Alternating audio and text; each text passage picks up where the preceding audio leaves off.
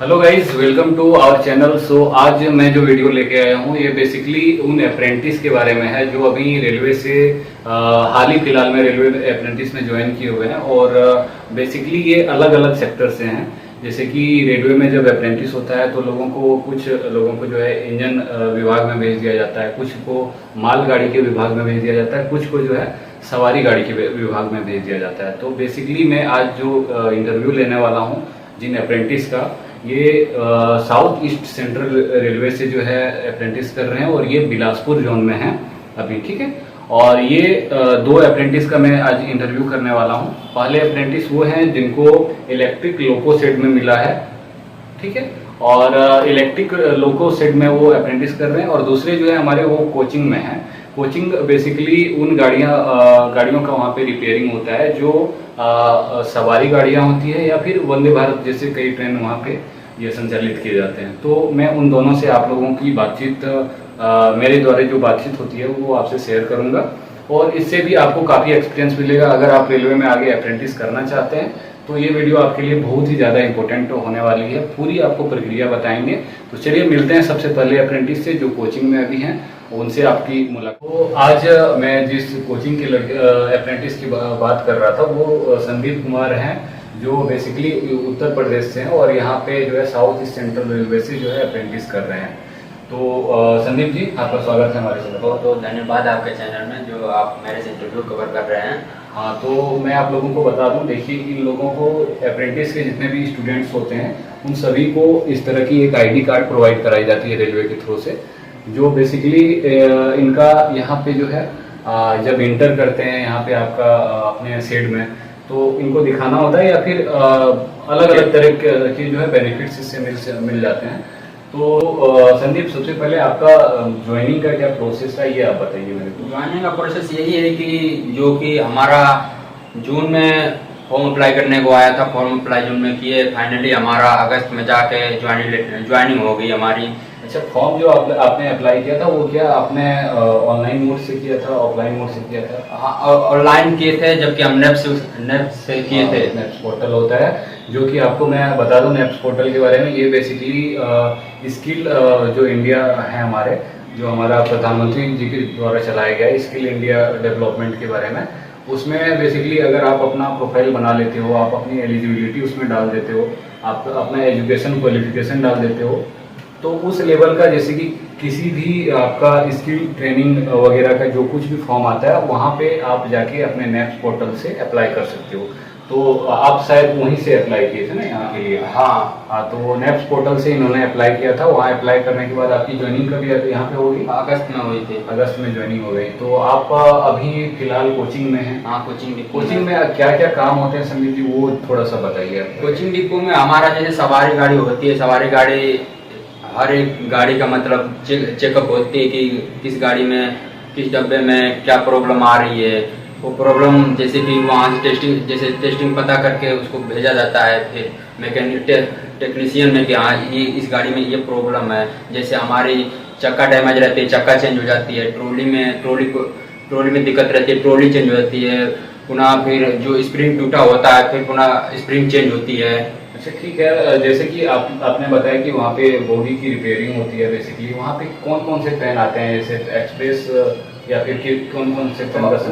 वहाँ तो जैसे कि वहाँ एक्सप्रेस, सुपरफास्ट और वंदे भारत भी आती है। अच्छा, ठीक है। यानी कि वंदे भारत की भी यहाँ पे रिपेयरिंग होती है? हाँ, होती है जरूर। तो आप ये बता सकते हैं कि इसमें कौन कौन से डिपार्ट होते हैं? जैसे कि आप लोग बहुत सारे अप्रेंटिस जब कैंडिडेट गए होंगे तो हर किसी को अलग अलग डिपार्टमेंट में बांट दिया गया होगा कहीं ना कहीं।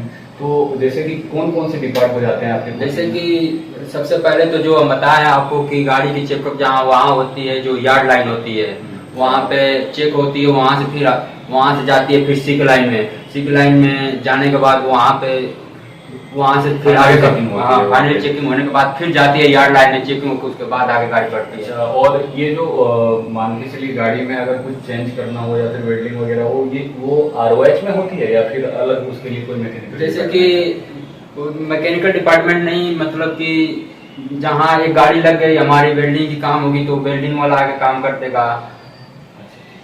तो ये बेसिकली आप जैसे कि जान सकते हैं इनसे कि आपको अगर किसी एक लोको सेट में दिया जाता है ड्यूटी, तो वहाँ भी अलग अलग डिपार्ट होते हैं। जैसे कि गाड़ी की एक ही बार में सारी प्रक्रियाएं नहीं हो जाती है, पहले यार्ड लाइन में भेजा जाता है, वहाँ पता किया जाता है कि गाड़ी में कौन कौन सी प्रॉब्लम है, उसके बाद उन्हें ROS के लिए भेजा जाता है और फाइनली सिक लाइन में भेज के उनका सारा रिपेयरिंग करने के बाद गाड़ी को जो है आउट टर्न दे दिया जाता है। तो ये इनका काम था कोचिंग का, जहाँ पे बेसिकली मालगाड़ी नहीं आती है, सवारी गाड़ी आती है, वहाँ पे वंदे भारत का भी संचालन होता है।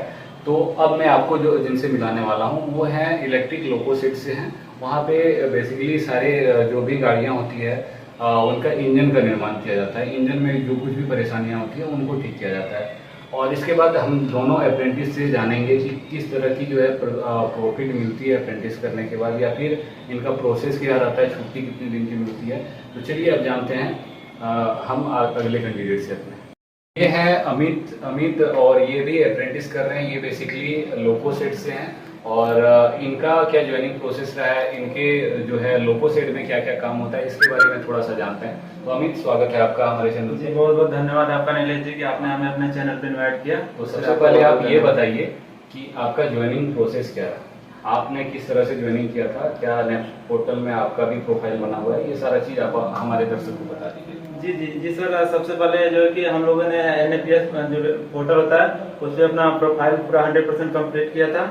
उसके बाद जो है कि हम लोग उसके थ्रू यहाँ पे Bilaspur railway division south east central railway में फीडर ट्रेड के लिए, अप्रेंटिसशिप के लिए और सभी ट्रेड के लिए अपॉर्चुनिटी आई थी। तो उसके लिए हमने ऑनलाइन एप्लीकेशन वो अप्लाई किया था। ये अप्लाई आपने कब किया था?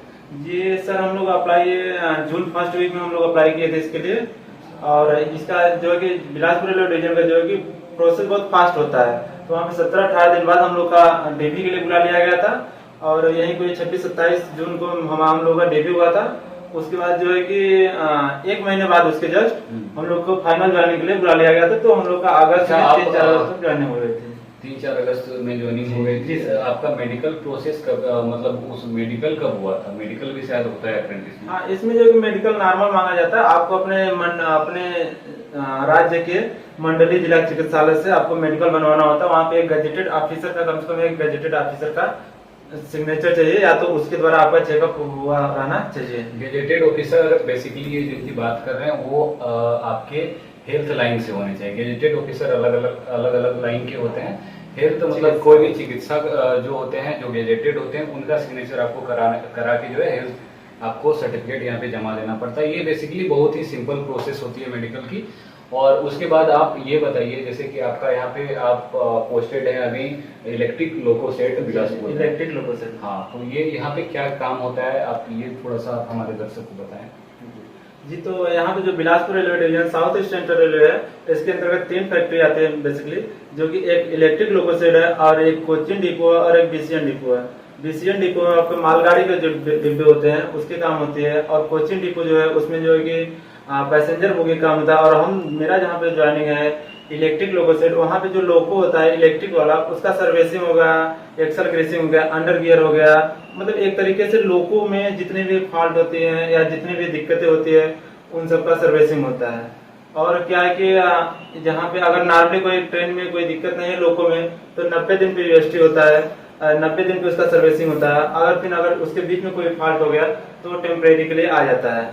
तो जैसे कि आप लोगों ने अभी सुना कि इलेक्ट्रिक लोको सेट जो होता है उसमें क्या क्या काम किए जाते हैं। इससे पहले मैंने आप लोगों को कोचिंग के जो अप्रेंटिस के से बात कराया, वहाँ पे क्या क्या काम होती है, ये सारी चीज़ें हम लोगों ने अभी तक बात कर ली। अब जो मैं बात जानने आप लोगों को मतलब बताने वाला हूँ कि सबसे पहले आप ये बताइए कि आप अप्रेंटिस तो कर रहे हैं, रेलवे से आपका अप्रेंटिस हो रहा है, इसकी पीरियड्स कितनी होती है, मतलब कितने दिन का ये अप्रेंटिसशिप चलता है आपका? जी, ये अलग अलग रेलवे डिवीजन में अलग अलग होता है। जैसे कि हमारे यहाँ जो south east central railway Bilaspur में है, उस इसका ट्रेनिंग ड्यूरेशन जो है 12 मंथ का है, मतलब 1 महीने, ये 12 महीने का है, 1 साल का होता है। तो 12 महीने में आप लोगों को जैसे कि अभी बताया गया होगा कि 12 महीने में कितने दिन ऐसे हैं जिनको आपको कंपलसरी जो है पूरा करना है कि उतना दिन आप लोगों को ट्रेनिंग करना ही है? जी, इन 365 दिनों में से 240 दिन ऐसे होते हैं जो कि हम लोग को वहाँ पे ट्रेनिंग करना ही होता है, ये कंपलसरी होता है। अगर इससे कम हम लोग वहाँ पे ट्रेनिंग करेंगे तो हम लोग को सर्टिफिकेट वगैरह लेने में दिक्कत हो सकती है। हाँ, तो MJBS वेबसाइट पे हम लोग का 240 दिन प्रेजेंट ही रहना चाहिए। तो आप लोगों ने जैसे कि ज्वाइनिंग किया, आप लोगों का लगभग 2 से ढाई महीना के करीब हो रहा है अभी ज्वाइनिंग में। तो आप ये बताइए कि कॉन्ट्रैक्ट आपको कितने दिन के बाद साइन करने को मिला, और कॉन्ट्रैक्ट में बेसिकली आपकी जो सैलरी स्ट्रक्चर थी यहाँ पे अभी कितने आपको स्टाइपेंड दिया जाता है? जी, तो हम लोग को ज्वाइनिंग के धीरे करीबन 10-15 दिनों बाद कॉन्ट्रैक्ट आना शुरू हो जाता है। ये 2-4 दिन तक आता है, सभी बच्चों का 2-4 दिन में आ जाता है कॉन्ट्रैक्ट। उसके बाद कॉन्ट्रैक्ट आने के 14 दिन के भीतर आपको कॉन्ट्रैक्ट साइन करना होता है, और कॉन्ट्रैक्ट सिग्नेचर में आपको पूरा रूल्स रेगुलेशन अप्रेंटिसशिप एक्ट 1961 का दिया जाता है। 1 मिनट के लिए ये चाहूँगा मैं आप लोगों को बता दूं कि अप्रेंटिस का जो कॉन्ट्रैक्ट जो लेटर होता है, ये मैं आप लोगों को शो करने वाला हूँ कि एक वीडियो जो है पर्टिकुलर बनाया जाएगा जिसमें आपको अप्रेंटिस के कॉन्ट्रैक्ट लेटर में क्या क्या लिखा होता है, ये सारी चीज़ें मैं आप लोगों को बता दूंगा। आप हमारे साथ जुड़े रह सकते हैं, इसके आगे जानते हैं आपसे। जी, तो वो जब कॉन्ट्रैक्ट लेटर हम लोग का आ जाता है साइन करने के लिए, तो उसमें उसको 14 दिन के भीतर जब आ जाएगा, उसको 14 दिन के भीतर उसको साइन करके भेजना होता है। और उसमें हम लोग का सैलरी स्ट्रक्चर अलग अलग ट्रेड का अलग अलग होता है। जैसे मेरा फीटर ट्रेड है, तो मेरे में 7700 रुपये स्टाइपेंड है हम लोग का, और बाकी वेल्डर का, इलेक्ट्रीशियन का, पेंटर जनरल का, इन सब का अलग अलग होता है। इसके बाद मैं आप लोगों को बता दूं कि 7500 जो स्टाइपेंड यहाँ पे अनाउंसमेंट जो रेलवे के द्वारा किया गया है, ये अलग अलग डिवीजन में अलग अलग होते हैं। यहाँ पे particularly south east central railway में जो है बिलासपुर मंडल में जो है यहाँ पे 7700 रुपये है। इसमें से 1500 रुपये शायद आप लोगों के कट जाते हैं ना? जी, वो अभी कटता है, वो लास्ट में मिलता है। वो 1500 रुपये अभी कट जाता है, जो कि लास्ट में जब अप्रेंटिसशिप खत्म हो जाता है आपका, तो वो सारे जो है पैसे को जोड़कर आपको दे दिया जाता है। तो आप आगे ये बताइए कि अप्रेंटिसशिप करने के बाद के जो फायदे हैं, ये क्या क्या फायदे हैं जिसके बारे में आप जानकर जो है अप्रेंटिसशिप करने आए हैं, या फिर यहाँ के लोगों ने आप लोग को, यहाँ के अधिकारियों ने आप लोगों को बताया कि इसके बाद अप्रेंटिसशिप आपके कंप्लीट हो जाने के बाद क्या क्या फायदे मिलेंगे आपको? जी, तो जितनी मेरे पास जितनी भी जानकारी है इसके इस रिलेटेड मैं आप लोगों को शेयर करना चाहूँगा। तो अप्रेंटिसशिप करने का एक तो ये सबसे बड़ा फायदा है कि आप अगर रेलवे से कर रहे हैं अप्रेंटिसशिप, तो आपको आगे के जो इन फ्यूचर रेलवे में वैकेंसी वगैरह आएंगे, तो उसमें आपको छूट दिया जाता है, यही कोई 20% का छूट दिया जाता है। और उसके बाद जो है कि और अलग अलग विभाग में 1-2 ऐसा विभाग है जहाँ पे कहीं कहीं अपॉर्चुनिटी होती है, तो आपको मिल जाती है उसमें छूट। मैं अलग अलग विभाग की बात बता दूं कि अलग अलग विभाग में जैसे कि आपका जैसे कि NTPC हो जाते हैं, कोल माइंस में, इन सभी जगह पे बेसिकली रेल से रिलेटेड काम होते हैं। रेल से रिलेटेड जहाँ भी काम होते हैं वहाँ पे अप्रेंटिसशिप की जो है कहीं ना कहीं डिमांड रहती है, तो उन सभी जगहों पे अप्रेंटिसशिप जो कर रहे हैं स्टूडेंट, उनको फायदा मिल जाता है। तो ये बेसिकली जो था आप लोगों का जनरल जो भी जानकारी था, ये अभी हमारे 2 अप्रेंटिसशिप भाइयों ने दिया। और आगे की जानकारी मैं आपको यहाँ बता दूं कि बिलासपुर मंडल में जितने भी अप्रेंटिसशिप वाले स्टूडेंट आते हैं, इनको जो है क्वार्टर मिल जाता है। जैसे कि मैं अभी यहाँ पे जो आप देख रहे हैं आसपास हमारे रूम को, ये एक क्वार्टर है, रेलवे का क्वार्टर है, और बेसिकली इन लोगों को अलॉटेड हुआ है यहाँ पे 1 साल की ट्रेनिंग के दौरान ये यहाँ पे रहेंगे। इसके बाद अलग अलग जगह पे ये सुविधा नहीं है। यहाँ पे भले ही 7700 रुपये इन्हें स्टाइपेंड मिलता है, लेकिन कहीं ना कहीं रूम जो है अच्छा खासा बड़ा है, और ये इन्हें यहाँ पे रहने के लिए मिला हुआ है। तो एक फायदा ये है। तो आप देख सकते हैं, ये आप थोड़ा क्वार्टर को दिखा दें,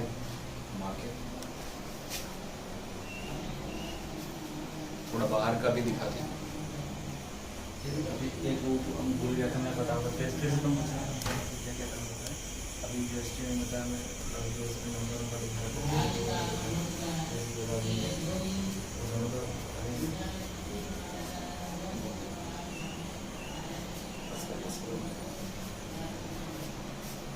तो जैसा कि अभी आप लोगों ने देखा कि अच्छा खासा बड़ा क्वार्टर इन लोगों को अलॉट किया गया है, अभी 1 साल यहीं पे रहेंगे ये लोग।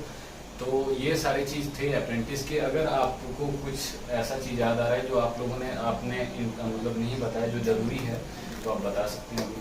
जी, मैं वो बताना भूल गया था अभी कि यहाँ पे क्या क्या उसमें काम होता है। कुछ 1-2 काम भूल गया था, जैसे यूएसटी वगैरह होता है, जो कि उसमें जो ट्रेन की जो ट्रॉली वगैरह होता है, नीचे का बोगी होता है, उसमें जो क्रैक वगैरह आ जाता है तो उसको चेक करने के लिए यूएसटी होता है। यूएसटी में बेसिकली उसमें क्रैक वगैरह चेक किया जाता है, 2-3 प्रकार के स्प्रे मार के उसको देखा जाता है, उसमें निशान आता है तो उससे पता चलता है तो कि इसमें क्रैक हो रहा है। और पेंटर वालों का काम होता है कि जैसे ट्रेन वगैरह जो नंबर मिट गया है, पेंट मिट गया तो उसको फिर से लिखा जाता है उसमें। ये पेंटर वाले करते हैं, लैब वाले उसमें यूएसटी करते हैं, हम लोग मैकेनिकल वाले हैं तो हम लोग उसमें उसका ग्रेसिंग हो गया, एक्सल ग्रेसिंग हो गया, सर्विसिंग हो गया, बोगी इंस्पेक्शन का ब्रेक का काम हो गया। और बोगी इंस्पेक्शन मतलब बोगी पूरा चेक करते हैं, पूरा हथौड़े से मारकर, नट बोल्ट हैमर से मारकर। तो जैसा कि इन दोनों भाइयों से हमें अप्रेंटिस के बारे में बहुत सारी जानकारियाँ मिली और आशा करते हैं कि ये सारी जानकारी जो है आप अगर अप्रेंटिस आगे करना चाहते हैं तो ये आपके लिए बहुत ही ज़्यादा बेनिफिशियल रहेगी। और बहुत बहुत धन्यवाद आप लोगों को। आपका भी बहुत बहुत धन्यवाद, आप हमारा इंटरव्यू लिए और आपने हमें अपने चैनल पे इनवाइट किया। चलिए मिलते हैं अगले वीडियो पर, एक नई जानकारी के साथ आप लोगों के सामने आएंगे। धन्यवाद।